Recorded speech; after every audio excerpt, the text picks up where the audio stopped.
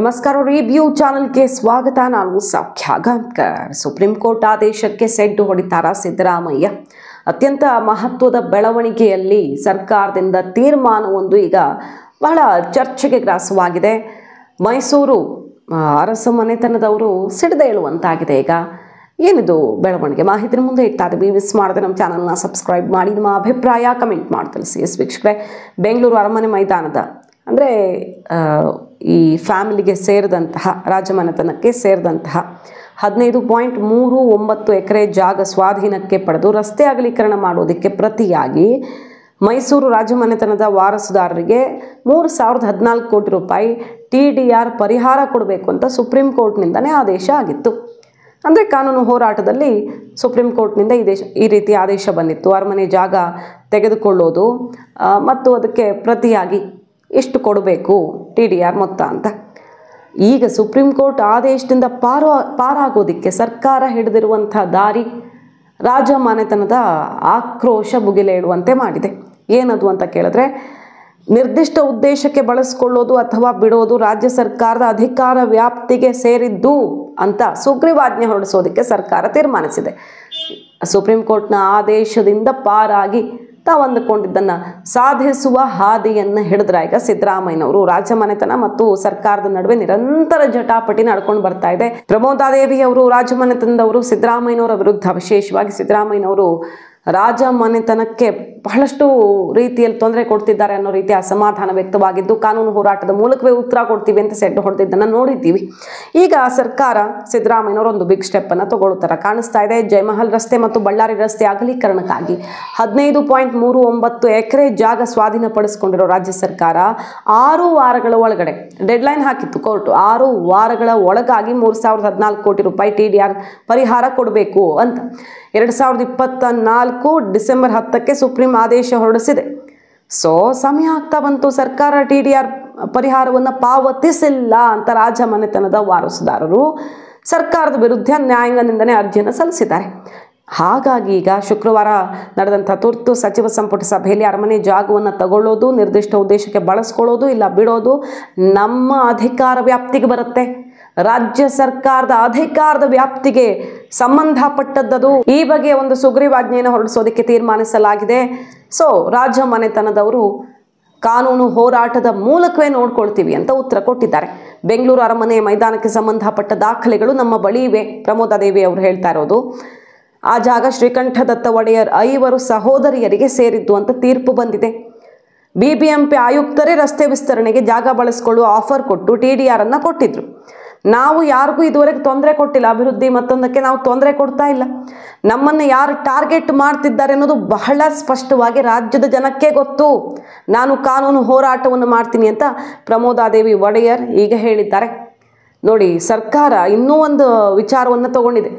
ಸುಗ್ರೀವಾಜ್ಞೆ ಹೊರಡಿಸೋದು ಒಂದು ದಾರಿ, ಅಕಸ್ಮಾತ್ ಕಾನೂನು ಅಡೆತಡೆ ಎಲ್ಲದನ್ನೂ ಮೀರಿ ಎದುರಾಯ್ತಪ್ಪ, ಆ ರಸ್ತೆ ಮಾಡೋದಕ್ಕೆ ಏನು ಅರಮನೆ ಜಾಗ ತಗೊಂಡಿದ್ದ ಅಂದರೆ ರಾಜವಂಶಸ್ಥರ ಜಾಗ ತಗೊಂಡಿದ್ದಾರಲ್ಲ, ಅದನ್ನು ಕೈ ಬಿಟ್ಟರೂ ಪರವಾಗಿಲ್ಲ. ಕ್ಯಾಬಿನೆಟಲ್ಲಿ ತೀರ್ಮಾನ ಮಾಡಿದ್ದಾರೆ ಮತ್ತು ಈ ನಿರ್ಣಯವನ್ನು ರಾಜ್ಯಪಾಲರಿಗೆ ಕಳಿಸ್ಕೊಡೋದಕ್ಕೂ ಈಗ ನಿರ್ಧಾರ ಆಗಿದೆ. ತನ್ಮೂಲಕ ತೀರಾ ಅಗತ್ಯವಾದರೆ ರಸ್ತೆ ಅಗಲೀಕರಣ ಯೋಜನೆಯನ್ನೇ ಕೈ ಬಿಡಬೇಕು, ಆದರೆ TDR ಮೊತ್ತವನ್ನು ಕೊಡೋದು ಬೇಡ. ಇದರಿಂದ ಸರ್ಕಾರದ ಬೊಕ್ಕಸಕ್ಕೆ ನಷ್ಟ ಆಗುತ್ತೆ. ಜನರ ದುಡ್ಡು 3,000 ಕೋಟಿ ಅವ್ರಿಗೆ ಯಾಕೆ ಕೊಡಬೇಕು ಅನ್ನೋ ರೀತಿಯಲ್ಲಿ ಚರ್ಚೆಗಳಾಗ್ತಿದ್ದು, ಮಿನಿಸ್ಟರ್ಗಳು ಕೂಡ ಅದನ್ನೇ ಹೇಳ್ತಾ ಇದ್ದಾರೆ. ಯಾವುದೇ ಕಾರಣಕ್ಕೂ TDR ಪರಿಹಾರವನ್ನು ಮಾತ್ರ ಕೊಡೋಕೆ ಸಾಧ್ಯ ಇಲ್ಲ, ಜಾಗನೇ ಕೈ ಬಿಡೋದು ಇಲ್ಲ ಸುಗ್ರೀವಾಜ್ಞೆಯ ಮೂಲಕ ಸೆಡ್ ಹೊಡೆಯೋದು, ಎರಡರೊಳಗೊಂದು ಆಗಬೇಕು ಅಂತ. 1996 ಬೆಂಗಳೂರು ಅರಮನೆ ಕಾಯ್ದೆಗೆ ಪೂರಕವಾಗಿ ಸುಗ್ರೀವಾಜ್ಞೆ ತರೋದಕ್ಕೆ ಈಗ ನಿರ್ಧಾರ ಮಾಡಲಾಗಿದೆ ಅಂತ ಸರ್ಕಾರದ ಮೂಲದಿಂದ ಮಾಹಿತಿ ಸಿಗ್ತಿರೋದು. ಸಂಪುಟ ಸಭೆಯ ಬಳಿಕ HK ಪಾಟೀಲರು ಸುಗ್ರೀವಾಜ್ಞೆ ಜಾರಿಯಿಂದ ಅಗತ್ಯ ಇರುವಷ್ಟು ಜಾಗ ಬಳಸ್ಕೊಳ್ಳೋದಕ್ಕೆ ಅಥವಾ ಉದ್ದೇಶಿತ ಪ್ರಸ್ತಾವನೆಯನ್ನು ಕೈ ಬಿಡೋದಕ್ಕೆ ರಾಜ್ಯ ಸರ್ಕಾರಕ್ಕೆ ಅಧಿಕಾರ ಸಿಗತ್ತೆ. ಸುಗ್ರೀವಾಜ್ಞೆ ಮೂಲಕ ಎರಡರೊಳಗೊಂದು ಉದ್ದೇಶ ನೆರವೇರುತ್ತೆ. ಕೈ ಬಿಡೋದಾದರೂ ಸರಿ ಇಲ್ಲ ಬಳಸ್ಕೊಳ್ಳೋದಾದರೂ ಸರಿ, TDR ಕೊಡೋದಕ್ಕಾಗಲ್ಲ. ಯಾವುದೇ ನ್ಯಾಯಾಲಯದ ತೀರ್ಪು ಅಥವಾ ಸರ್ಕಾರ ಈ ಮೊದಲು ಕೈಗೊಂಡ ಯಾವುದೇ ತೀರ್ಮಾನದ ಹೊರತಾಗಿಯೂ ಯೋಜನೆ ಭಾಗಶಃ ಅಥವಾ ಸಂಪೂರ್ಣವಾಗಿ ಕೈ ಬಿಡೋದಕ್ಕೆ ಈ ಸುಗ್ರೀವಾಜ್ಞೆ ಅವಕಾಶವನ್ನು ಕಲ್ಪಿಸುತ್ತೆ. ಹಾಗಾಗಿ ಈ ದಾರಿಯನ್ನು ಹಿಡಿದಿದ್ದೀವಿ ಅಂತ ಹೇಳ್ತಾ ಇದ್ದಾರೆ. ಗೊಂದಲ ಆಯಿತು ಅಂತ, ಆ ಗೊಂದಲ ಯಾಕೆ ಮಾಡ್ಕೋತಿದ್ದಾರೆ ಅಂತ ಅದಕ್ಕೆ ನಾನು ಜವಾಬು ಹೇಳೋಕ್ಕಾಗಲ್ಲ. ನಮಗೇನು ಅನಿಸುತ್ತೆ ಅಂತ ಹೇಳಿದ್ರೆ, ಈ ಟಿ ಡಿ ಆರ್ ವ್ಯಾಲ್ಯೂ ಅಂತ ಅವ್ರು ಏನು ಹೇಳ್ತಾ ಇದ್ದಾರೆ, ಟಿ ಡಿ ಆರ್ ವ್ಯಾಲ್ಯೂ ಅವ್ರು ಯಾವ ಥರ ಅದನ್ನು ನಿಮ್ಮ ಮುಂದೆ ಪ್ರೊಜೆಕ್ಟ್ ಮಾಡ್ತಾ ಇದ್ದಾರೆ, ಜನರಲ್ ಪಬ್ಲಿಕ್ ಮುಂದೆ ಪ್ರೊಜೆಕ್ಟ್ ಮಾಡ್ತಾ ಇದ್ದಾರೆ ಅಂದರೆ ಗೌರ್ಮೆಂಟಿಗೆ ಅದು ಲಾಸ್ ಅಂತ. ಗೌರ್ಮೆಂಟಿಂದ ಯಾವ ದುಡ್ಡು ಕೊಡ್ತಾ ಇಲ್ಲ ನಮಗೆ. ಆ ಟಿ ಡಿ ಆರ್ ಅನ್ನೋದು ಕೂಡ it is not in the form of it is not compensation. ನಾವು ಲ್ಯಾಂಡ್ ಅಕ್ವಿಸಿಷನ್ ಕಾಂಪನ್ಸೇಷನಲ್ಲಿ ಹೋದರೆ ನಮಗಿನ್ನೂ ಜಾಸ್ತಿ ಬರ್ತದೆ. ಅವರು 14 ವರ್ಷದಿಂದ 2009ಇಂದ ವಿ ಆರ್ ಇನ್ 2024 ಅಷ್ಟು ವರ್ಷದಿಂದ ಟಿ ಡಿ ಆರ್ ಅಂತ ಹೇಳ್ಕೊಂಬಂದು ಇವತ್ತಿನ ದಿನ ಟಿ ಡಿ ಆರ್ ಕೊಡೋಕ್ಕಾಗಲ್ಲ. And it is not the court has fix the value ಅಂತ ಹೇಳ್ತಾರೆ ಅವರು. ಟಿ ಡಿ ಆರ್ ರೂಲ್ಸ್ ಏನು ಹೇಳುತ್ತೆ, T D R to be given 2014 order ಏನು ಹೇಳ್ತಾರೆ ಅಂದರೆ T D R to be given as per T D R rules. T D R rules ಏನು ಹೇಳುತ್ತೆ ಅಂದರೆ value of the land is fixed as per stamp act sub registrar value ಅಂತ. ಇವತ್ತಿನ ದಿನ stamp ಆ್ಯಕ್ಟಲ್ಲಿ Ballari road ಮೇಲೆ ಈ ಕಡೆ road ಮೇಲೆ ಏನು ವ್ಯಾಲ್ಯೂ ಇದೆ ಅದನ್ನು ಕೋರ್ಟ್ನವರು ತೊಗೊಂಡಿದ್ದಾರೆ. ಇವತ್ತಿನ ದಿನ ಏನು ವ್ಯಾಲ್ಯೂ ಬರುತ್ತೆ ಅವತ್ತಿನ ದಿನ ಕೊಟ್ಟಿದ್ರೆ ನಮಗೆ ಇನ್ನೂ ಕಮ್ಮಿ ಬರ್ತಾಯಿತ್ತು. ಅವ್ರು ಅವತ್ತಿನ ದಿನ ಕೊಟ್ಟಿಲ್ಲ, ಈಗ ಹೇಳ್ಕೊಂಬಂದು ಇವಾಗ ಕೊಟ್ಟಿದ್ದಾರೆ. ಇವತ್ತಿನ ವ್ಯಾಲ್ಯೂ ಅಷ್ಟಿದೆ. Stamp act sub registrar value ಪ್ರಕಾರ ಬಳ್ಳಾರಿ ರೋಡ್ ಮೇಲೆ ಜೈಮಾಲ್ ರೋಡ್ ಮೇಲೆ ಅಷ್ಟು ವ್ಯಾಲ್ಯೂ ಇದೆ.